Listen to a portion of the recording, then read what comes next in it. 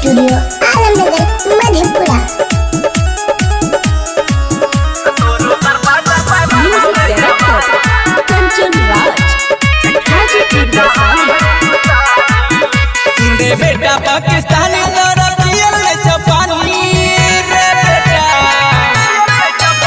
रे बेटा पाकिस्तानी तोरा पियल में चपानी। अरे छोरबो ने बदला ले बदिनी की तोरो तरपाय रे बेटा, तोरो तरपाय मारबो रे जवानी। छकिए रे बेटा हम हिंदुस्तानी, तोरो तरपाय मारबो रे जवानी। छकिए रे बेटा हम हिंदुस्तानी।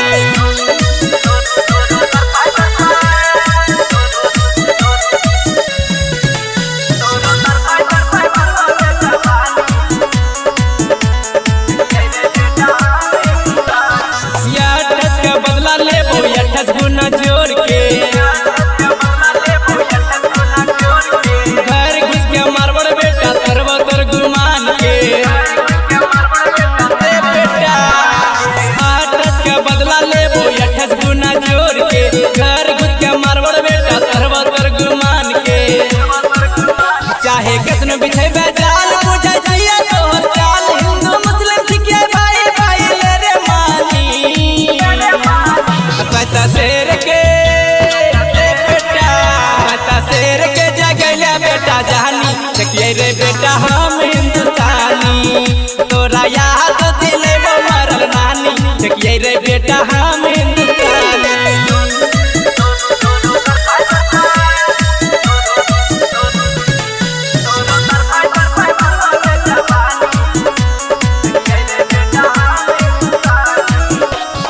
झूठो के मारै छै बेटा तोहरे गिदर भभकी। बेटा बाप से पाला परलो सुन बेटा याबकी। झूठो के मारै छै बेटा तोहरे गिदर भभकी। बाप से पाला परलो सुन बेटा याबकी।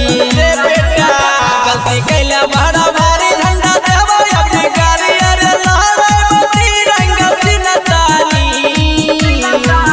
तोरो मेटा देबो रे बेटा, तोरो मेटा देबो नामो निशानी। छकिए रे बेटा हम हिंदुस्तानी, तोरो तरपाय मारबो रे जवानी। छकिए रे बेटा हम हिंदुस्तानी। मिक्स बाय अनोखा रिकॉर्डिंग स्टूडियो आलमनगर मधेपुरा।